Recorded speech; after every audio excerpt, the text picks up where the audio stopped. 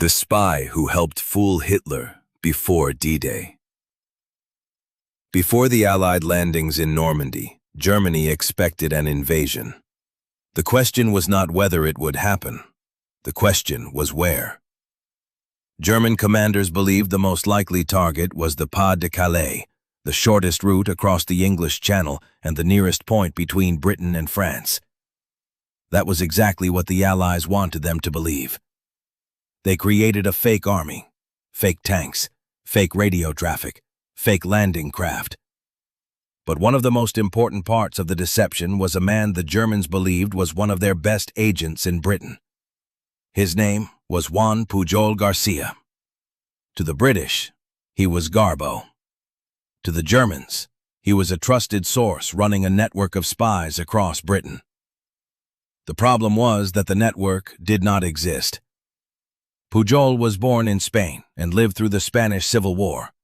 That experience made him oppose totalitarian regimes. During the Second World War, he wanted to help Britain, but British intelligence initially rejected his offer. So Pujol chose an unusual path. He offered his services to German intelligence, not because he wanted to work for Germany, but because he hoped to become a double agent. The Germans accepted him. They believed he was in Britain collecting important intelligence. In reality, Pujol was operating from Lisbon, Portugal. He used travel guides, newspapers, public sources, and imagination to create believable reports about Britain. He wrote about imaginary military observations, public morale, port cities, and supposedly secret information. Most remarkably, he built an entire network of spies who did not exist.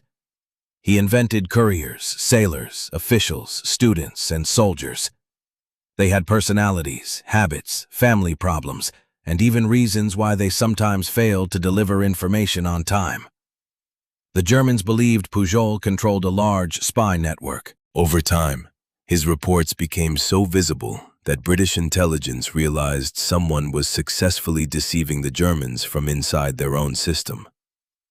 In 1942, MI5 accepted Pujol as a double agent and brought him to Britain. There, he received the codename Garbo, a reference to actress Greta Garbo and his extraordinary ability to perform. With his British handler, Thomas Harris, Pujol turned deception into a complex military operation. They kept expanding the fictitious network. By 1944, the Germans believed Garbo had 27 agents in Britain, but every one of them was invented. Their task was not simply to send random false information. They were meant to help the Allies hide the largest operation of the war, the Normandy landings. Operation Fortitude was part of a wider deception plan called Bodyguard. The Allies understood that if Germany knew in advance that the invasion would come to Normandy, the coast would be reinforced and reserves could be rushed to the battle. So the Allies created a false picture. In southeast Britain, they built a fictional 1st United States Army group known as FUSAG. It was supposedly commanded by General George Patton, whom the Germans regarded as one of America's most dangerous commanders. The Allies used inflatable tanks, dummy aircraft, fake camps, false radio signals, and imitation landing craft. But props alone were not enough. The Germans needed an explanation for what they were seeing. That was where Garbo was especially valuable. He sent German intelligence reports confirming that a large army was supposedly preparing to strike the Pas-de-Calais. His messages were so detailed that the Germans trusted him more and more. Germany even awarded him the Iron Cross for his service to the Reich.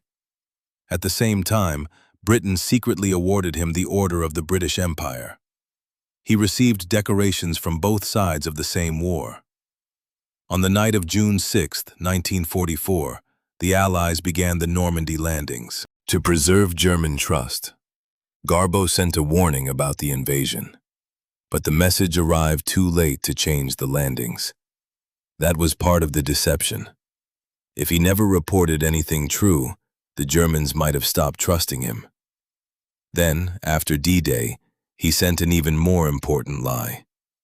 Garbo reported that Normandy was a diversion and that the real main landing would come later at the Pas-de-Calais.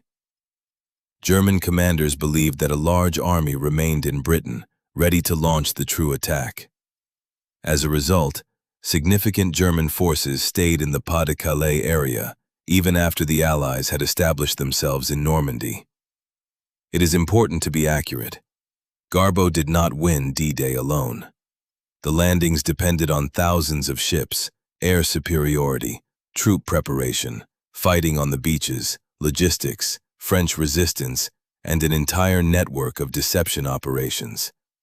But Pujol was one of the key double agents who reinforced German confidence in the false plan. His story shows that in war, it can sometimes matter more than destroying an enemy army to make it wait in the wrong place.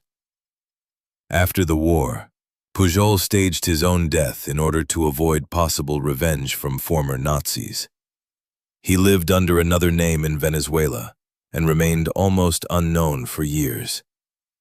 Only decades later did his story become widely known. So who was Juan Pujol García? Not a general, not a politician, not someone most people would expect to find at the center of the greatest deception operation of the Second World War. He was a Spaniard who created a non-existent spy network and helped make German commanders wait for an army that was never there. What mattered more to D-Day? The real army in Normandy, or the fake army Germany expected at Calais? Tell us in the comments. Subscribe to the Box of Ages for stories about the people and moments after which history could never be the same.